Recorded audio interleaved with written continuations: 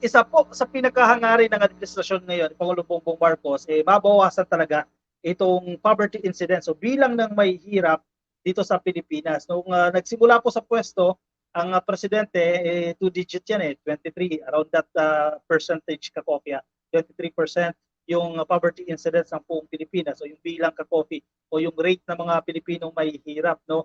At ang hangarin po ng administrasyon ngayon ay ma-reduce yan into single digit pagkatapos po ng kanyang termino. Pagsapit po ng 2028, hopefully, hindi na po mas mataas sa 9% ang poverty incidence ng Pilipinas. Isa yan sa pinakatinututukan ng administrasyon ngayon, pababain ang bilang ng may hirap na pamilya dito sa Pilipinas at ang term nga dito ka-coffee, baka-graduate sila sa poverty. At isa po ang solusyon dito ay ang mga government programs na ipinatutupad po ng administrasyon ngayon. Dahil itong mga government programs na ito ay nakatutulong po ito para i-alleviate sa poverty o alisin sa kahirapan ang mga kababayan natin. Ako, yung mga bitter dito kasi proven na effective itong mga naging programa na ito Pero syempre, kung ikaw ay bitter sa administrasyon, kung ikaw ay ano ba ang term dyan, kung inggit, walang magandang ginagawang administrasyon para sa inyo. Yan ay kung yan ang ano mo, karakas mo, no?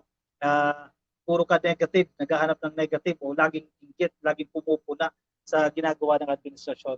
Anyway, yung ibang mga programa na ito, saksi tayo mismo na nagiging effective ito, na marami ang nakikinabang sa mga programa na ipinatupad na ito ng ating administrasyon. Kasi naririnig din natin yan sa National Anti-Poverty Commission na itong mga programa ay nakatutulong talaga para alisin sa level ng kahirapan ng ating mga kababayan. Hindi man lahat, no?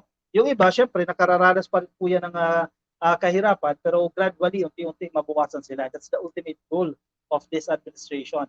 The government's aid and assistance program are not meant to make Filipinos dependent on them, but are implemented to enable the impoverished to graduate from poverty. President Marcos said in his New Year message to Filipinos. Kasi isa sa pinakapuna ng ilang mga kritiko ni Pangulong Bongbong Marcos, sige, 4-piece, dole out lang daw yan. Pamilyar kayo sa 4-piece, so Patawid Pamilya Pilipino program, parang limos lang daw yan, nagiging dependent ang taong bayan dyan. Itong tupad, nagiging dependent. Itong AX, nagiging dependent ang mahihirap. Ibig sabihin, paulit-ulit lang ang cycle kasi umaasa lang ito sa limos, dole out daw yung kanilang termino. Pero iba ang pagtingin dito ni Pangulong Bongbong Marcos. At hindi lang siya, yung mga eksperto, no? Malaki ang naitutulong nitong mga programa na ito. Though, sinasabi nila, immediate lang kasi yung ano nito Immediate lang yung results nito, agad-agaran, no? Yung impact nito, hindi raw long term. Pero hindi totoong hindi long term, kapopi.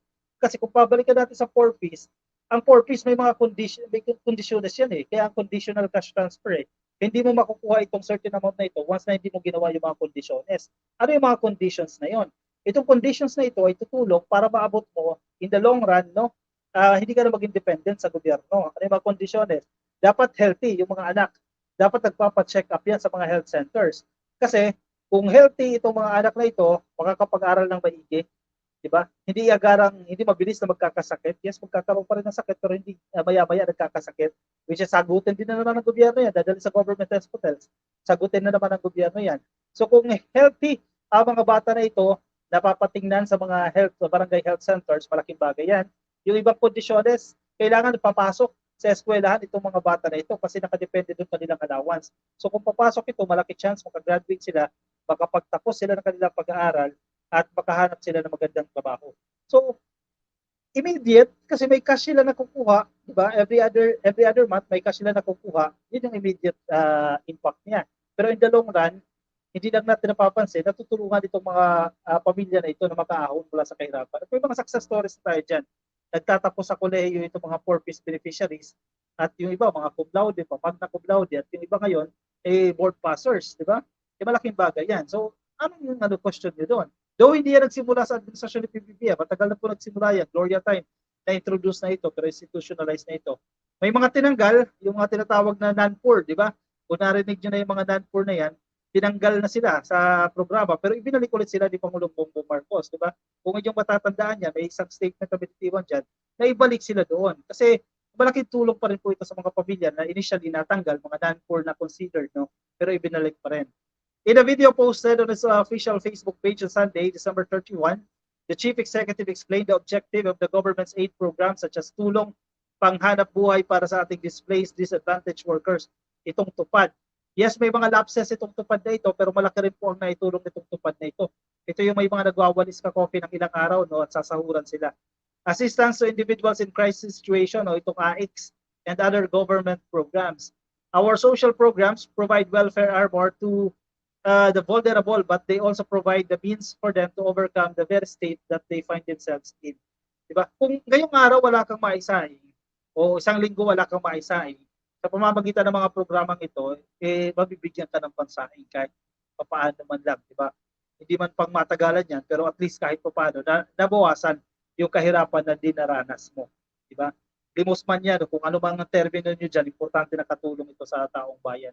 Thus, most ayudas are not a type of permanent welfare because we do not promote a life of dependency. Exactly. Kaya nga, ang mga pangunahin ng tamang konsepto ay pantawid, hindi palagian. Ang epektibong ayuda ay hindi binubunot ng tao sa kahirapan. He described government programs like TUPAD and AICS as scaffolds upon which one can climb from where they find themselves now, and not just safety nets that catch those who fell from the hard times. Ang lalim nito, no? Pero ang pinupunto dito ni Pangulong Bongbong Marcos, kahit papaano, maitawid mo man lang itong araw na ito, maitawid mo man lang itong linggo na ito, may maisaing ka man lang ka-coffee na. Kesa wala, di ba? Kesa pabayaan na lang itong mga kababayan natin. Arming Filipinos with the skills and opportunities is the principle behind the government's free college program and scholarship that aim to produce new doctors and other professions. Ito yung mga sinasabi natin kanina na mga long term, di ba? State universities, wala ka nang babayaran, libre na tuition dyan.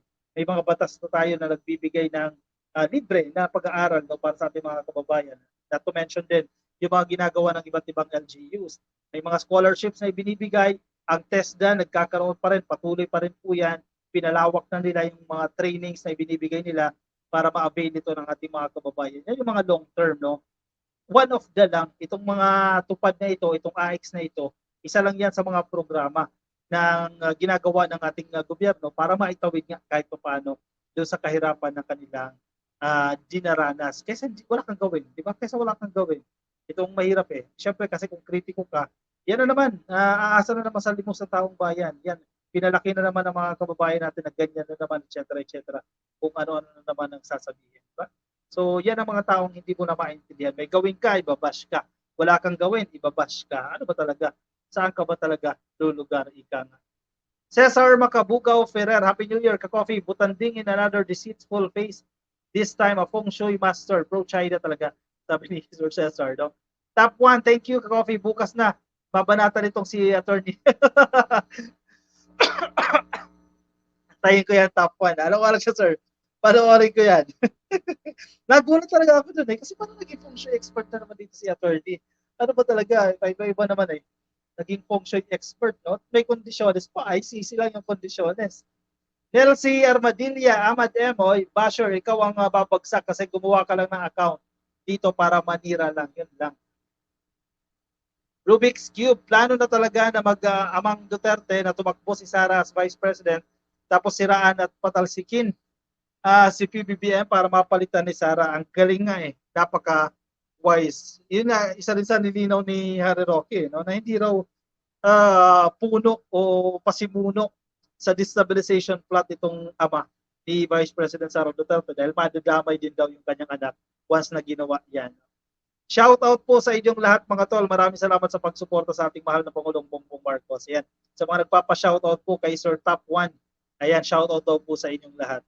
Daming fans ni Sir Top 1 eh. Nakikinig sa atin sa Sir Top 1 eh. Happy New Year po Santiago Andaya Berbano. Hello po sa inyo. Maligayang panonood po sa inyo at sa mga ka-coffee natin na nakikinig din sa Facebook ha. Maligayang panonood din po sa inyo. Kay Dayang Lizada Castillo, kay Chris Jeff, kay Lor Halorina, kay Juanito Tabaco at kay Ofelia Romero Takak. Shoutout po sa inyong lahat at Happy New Year din. RN 2 cents, ayan, nakatutok din sa atin si RN 2 cents. Happy New Year po sa inyo. Ayan, mega love shoutout po sa inyo. Mel Warren mula kay RN 2 cents. No? Isa lang ang layunin ni Attorney Butanding Roque ay makuha ang simpatya ng majority ng Pilipino para paupuin si Garutay na hilaw pa sa pamumuno.